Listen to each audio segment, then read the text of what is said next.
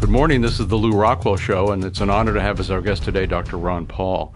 Ron is, what do we say about him? I mean, he's, of course, a longtime congressman, a platform he used to vastly advance the liberty movement, also with his presidential campaigns. A man who is all over the world the leader of the freedom movement. We'll be talking a little bit about his trip to Brazil in a moment. He's president of the the Ron Paul Institute for Peace and Prosperity. He's involved in the Ron Paul homeschool curriculum. If you're homeschooling your children, that's the place to go. He's head of Voices of Liberty, Ron Paul's Voices of Liberty, and he's a board member of the Mises Institute and longtime, from the very beginning, distinguished counselor of the Institute. So, Ron, I thought we'd start off this morning by talking about, the Islamic State and what's happening there, what seems to be, to me anyway, not only the evil but irrational policy of the U.S. What's happening? Well, it looks like the old adage about us going about the world looking for a monster to destroy is pretty much true. It looks like we're still doing that. But the whole thing is, if they don't find it, our government seems to be able to create them. And so much of the problems that exist in the Middle East, I see as a consequence. Of course, people like to turn that around and say, you mean they're not guilty of anything? It's all our fault. Well, it's a combination of things. What our policies are doing is eliciting, the violence in that region, which is smoldering anyway, because there's a constant civil war going on over in the Middle East, and especially, amongst the Muslims and the radical Sunnis and the radical Shia. So we go over there and get in the middle of this, and everybody becomes hysterical over it and make so much more of it than if we'd have just followed the advice of those who worried about us going about the world and looking for monsters to destroy. If we would have followed the advice that they gave us then was don't get involved in the entangling alliance. Make friends with those who want honest friendship and have commerce with them and seek peace. But we are so far removed from that. And the propagandists are so effective. This last year has been a bit discouraging because I thought we were making some headways on our position on non-intervention. But now the propagandists have been able to use some of the violence over there and some of the killing, and with the government and the media, they have been able to reverse a lot of that so many people, are ready to go bomb. Of course, I don't think they want to go. These guys that want to do all the bombing, I always want to ask them, do you want to go over and drive one of those trucks and patrol that territory over there? Of course not. They want your kids to do and somebody else's kids to do it, but they never want to. So I see it as an utter consequence and a tragedy of a foreign policy that's deeply flawed, and we're in the midst of a real struggle with presenting our case, where I believe the majority of Americans, when they have a real choice and know what we're talking about, I think they're overwhelmingly for us. Fortunately for us, though, is that in spite of the propaganda, I find that the young people are still with us because they're inheriting this mess, and they see it's a financial cost, but it's also a cost and a threat to our economy here at home. It's so funny. Of course, everybody's outraged at these beheadings, as they should be. I don't know entirely who's responsible for them, but they are outrageous acts. But nobody seems to care that Saudi Arabia beheads far more people than the Islamic State does, including for such crimes as witchcraft. I mean, they're beheading people for witchcraft. So that's, of course, entirely suppressed, but that's our great ally and funder, and the guy that George Bush kisses his hand and Obama bows down to him and so forth. So their beheading is perfectly okay. Yeah, and I think during this period of time where the 2 or 3 had been beheaded, I think there might be, 14 or 18 or in Saudi Arabia, and you're right. They don't put that on the news because then we would have to question our alliance and our relationship with Saudi Arabia.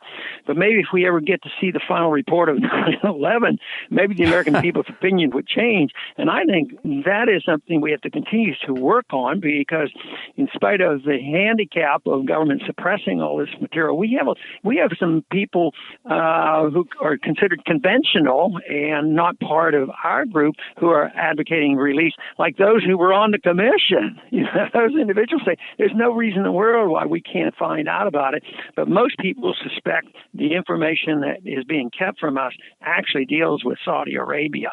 And, of course, I blame Roosevelt for all of it. He made the commitment. Every president since then has, met that commitment, whatever you want. So that's the game they play.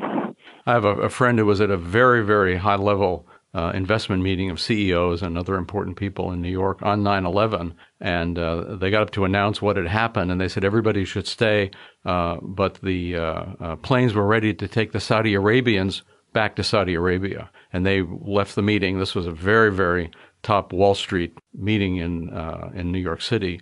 So immediately they were being taken out and sent back to Saudi Arabia when nobody else could take a flight. I remember you were trapped. Many other people were trapped. Americans couldn't take flights, but the Saudi princes were just wafted out immediately on a cloud and sent home. Right. If my memory serves me right, I think it happened on a Tuesday, and by Friday I was still struggling to get out and heard about the Saudis getting out. And it wasn't just Saudis. It was a family with a last name of bin Laden were leaving. That's right. So that doesn't, That's right. That's no proof of guilt. We know that. But Saudi Arabia, where'd the hijackers come from? And all of a sudden they get to go out.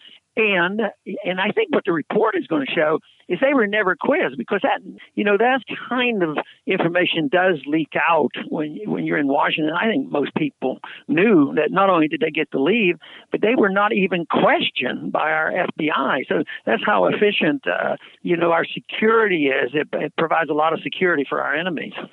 Ron, you talked about the young people. You were recently a guest of the Mises Institute Brazil in Sao Paulo, and I know met with many, many students. And how do you feel about that trip? What about the kids you met there and the other people, of course? Well, I didn't know what to expect. I knew that you had been down there and helped get the Mises Institute started down there, and they talked a lot about you. And, the country's still has a long way to go to become a libertarian country. So I thought maybe there'd be a few and there would be some enthusiasm, but it really, really was exciting because I talked to two groups. One, the hardcore Mises group. It was a little bit smaller, but they actually had to pay, to come to this event. And I think there were several hundred, maybe 300-400, as I recall.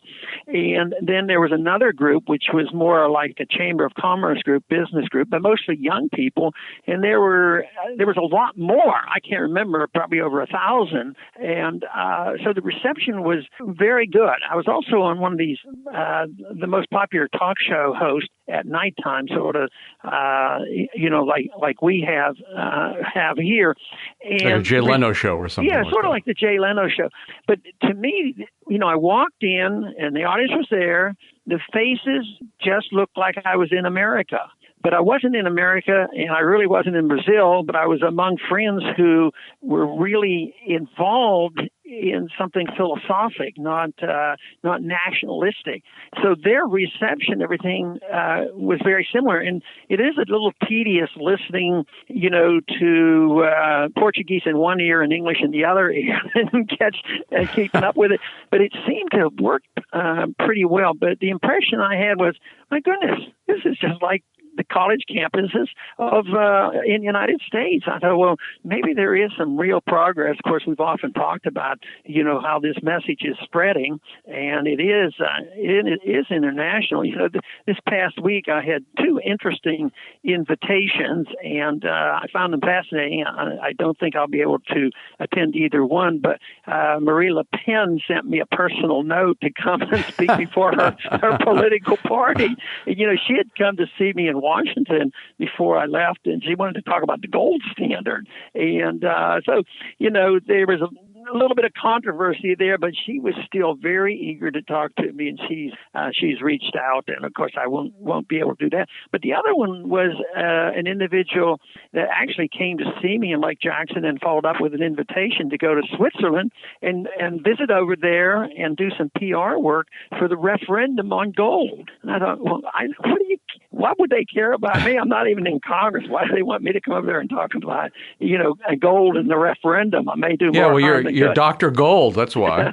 But it looks like I won't be able to do that. But it's one that was sort of very, very sympathetic too. It'd be neat to say we participated in something very historic because, if the Swiss turn this around and say they're voting to go in a different direction, they were the last ones out of the gold standard. Maybe they're the first one to nudge us back in that direction. So